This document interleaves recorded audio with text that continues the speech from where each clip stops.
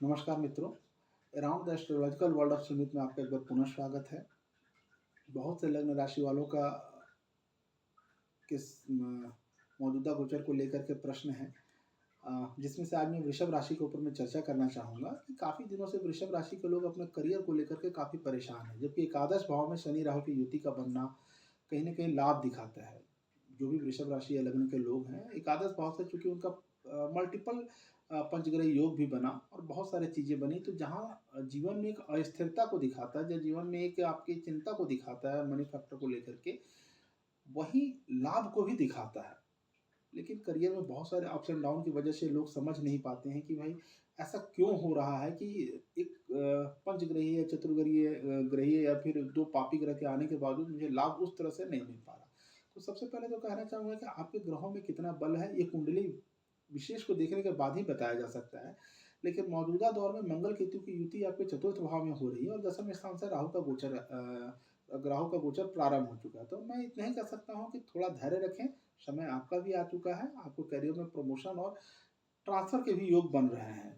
क्योंकि बहुत दिनों से मंगल केतु की युति है, तो निश्चित तौर पे आपका जो है ना द्वादश का भी संबंध आपका जो है, मंगल जो है आपका चतुर्थ भाव में आ रहा, पहले भी तीसरे में था। तो यदि आप जमीन के खरीद बिक्री करना चाहते हैं या कोई पुराना आपका प्रॉपर्टी यदि पड़ा हुआ है, उस प्रॉपर्टी को आप सेल आउट करना चाहते हो, तो समय अच्छा है, आप कर सकते हैं। और करियर के पॉइंट ऑफ व्यू से यदि आप चाहें तो निश्चित तौर पे आप प्रमोशन का एक एक्सपेक्ट कर सकते हैं, ट्रांसफर का भी एक्सपेक्ट कर सकते हैं यदि आप चेंज ऑफ प्लेस चाहते हैं।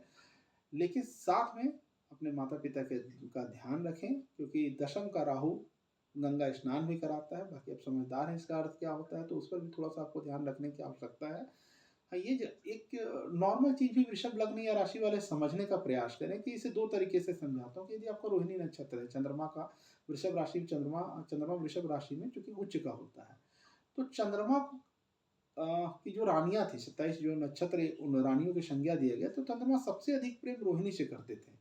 इसलिए रोहिणी नक्षत्र को सबसे बेस्ट नक्षत्र के रूप में देखा जाता है अकॉर्डिंग टू 27 नक्षत्र, कि भाई उनसे एक विशेष लगाव चंद्रमा का रहा है, जिसके चलते बाकी 26 जो है उनसे कहीं ना कहीं ईर्ष्या भी करती हैं, जो उनकी बाकी जो बहनें थी या तो जो भी इस तरह के लोग रहते हैं, उनके 26 का अर्थ यहाँ समझने का प्रयास करें कि मौजूदा परिवेश में एक व्यक्ति ऐसा नहीं हो सकता है जिसकी 26 या 27 रानियां हो, लेकिन आपके रिश्तेदार हो सकते हैं। तो निश्चित तौर पे आप वहाँ पर कंपटीशन या जलनशीलता का, या आप कह सकते हैं कि थोड़ा सा इस तरह की एनर्जी का, नेगेटिव एनर्जी का आपको सामना करना पड़ सकता है, जिसके चलते आपको कार्यस्थल में या रिलेशनशिप में खास करके अस्थिरता देखने को मिलेगा ही मिलेगा।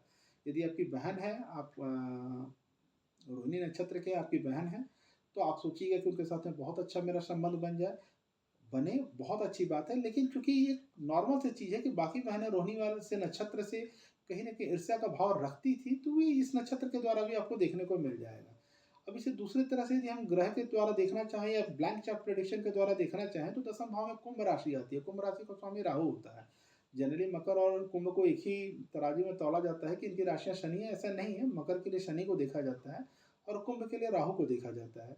तो दशम भाव में राहु का आना और दसम भाव में राहु न भी हो तो भी उसका राशि स्वामी जो है कुंभ जो है वहां पर स्थिर होना एक राहु के प्रेजेंस को वहां पर दर्शाता है।